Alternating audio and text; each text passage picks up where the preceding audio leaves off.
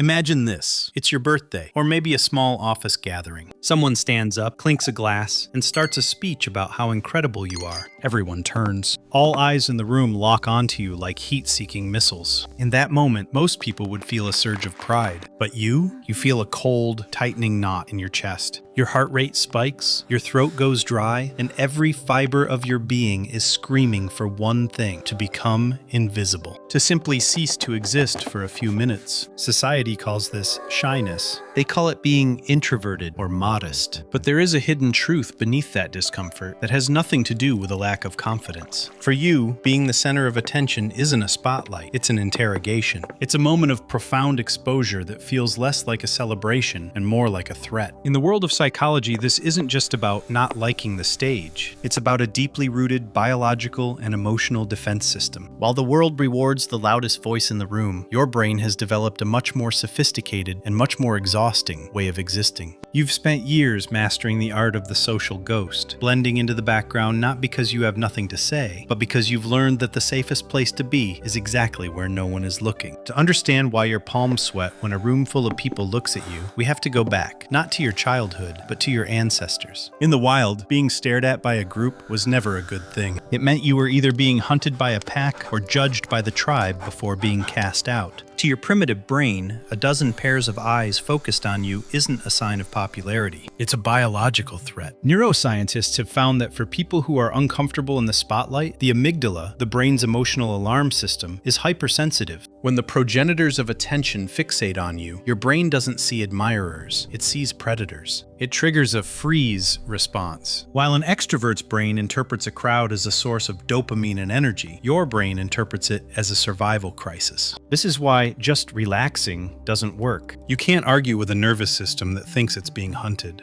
You feel the weight of those gazes like physical pressure on your skin. Every blink from a stranger, every expectant silence from a colleague is a data point your brain has to process at lightning speed to ensure you're still safe. You aren't being difficult or dramatic. You are simply operating with a radar that is tuned to a much more dangerous frequency than everyone else's. Now we have to look at the shadow, because no one is born wanting to disappear. This isn't just personality. It's a survival strategy you likely perfected before you could even tie your own shoelaces. Think back. Was there a parent whose mood governed the entire house like a storm front? Was there a sibling who took up all the, quote, emotional oxygen in the room, leaving none for you? In many cases, the discomfort of being noticed stems from a childhood where attention was synonymous with danger or debt. You learned that being seen meant being judged, being corrected, or being asked to carry a burden that wasn't yours. You became the easy child, the one who didn't make a fuss, the one who got perfect grades but never bragged. You realized that if you stayed quiet enough, if you made yourself small enough, you could navigate the world without being hit by the crossfire of other people's chaos. Psychologists call this hyper-vigilance. You didn't just prefer the background, you chose it because the background was the only place you could breathe without being watched. You traded your voice for your safety. And while that kept you safe back then, it left you with a lingering subconscious belief that your existence is only tolerable as long as it doesn't disturb anyone else. You aren't shy. You are just still wearing the invisibility cloak that once saved your life. Here is the irony. Because you are so terrified of the spotlight, you have developed the most acute vision in the room. While the person in the center of attention is blinded by the glare of their own performance, you are sitting in the cool, dark safety of the shadows. And from there, you see everything. You aren't just quiet.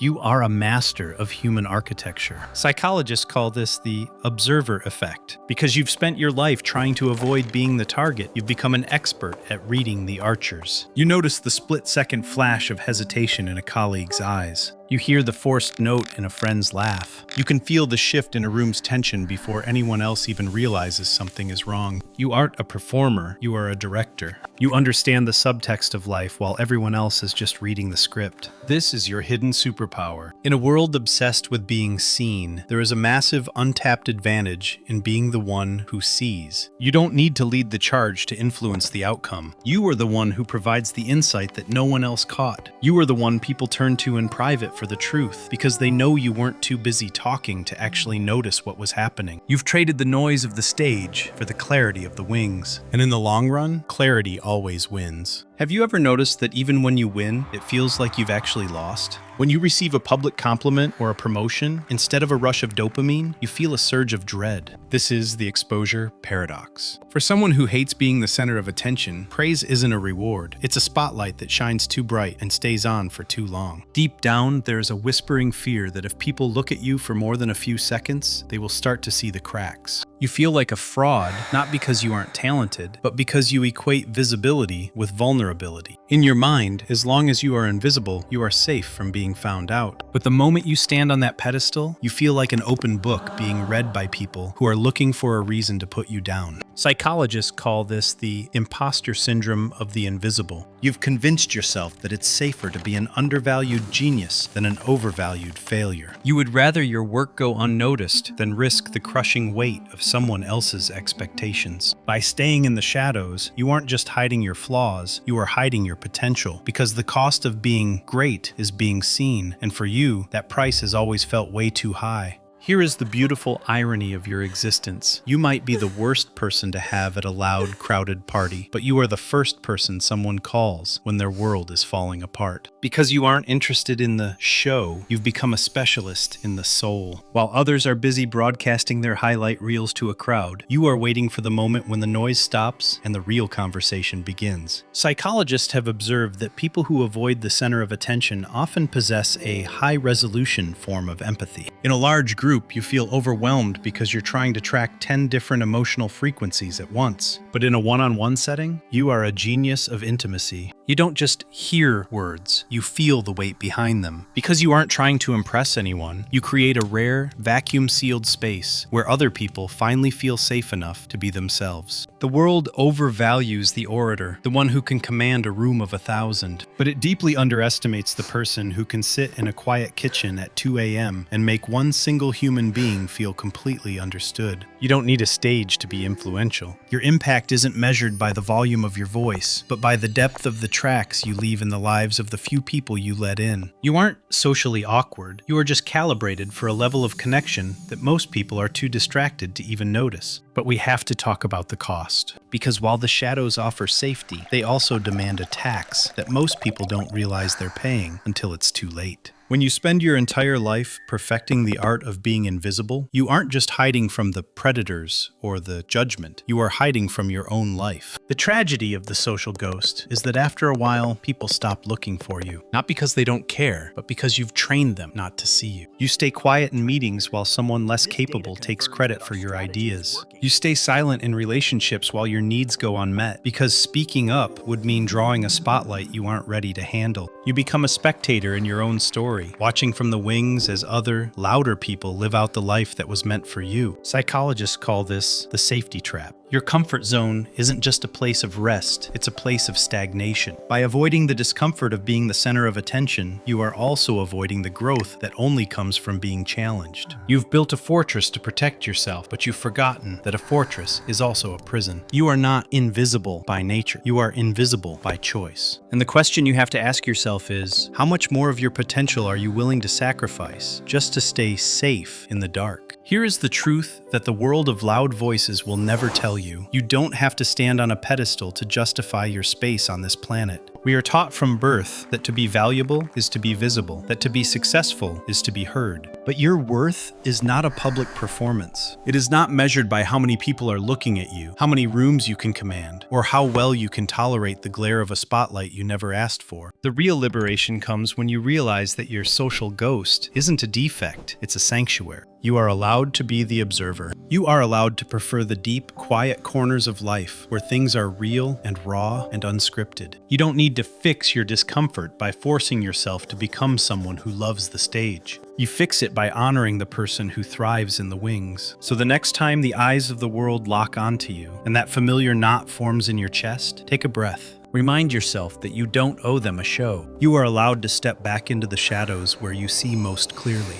You are allowed to be small, to be quiet, and to be absolutely, unapologetically yourself. Because the most powerful thing you can do in a world that can't stop looking at everything is to be the one who finally knows exactly what is worth looking at. You aren't hiding. You're just finally choosing where you want to be seen.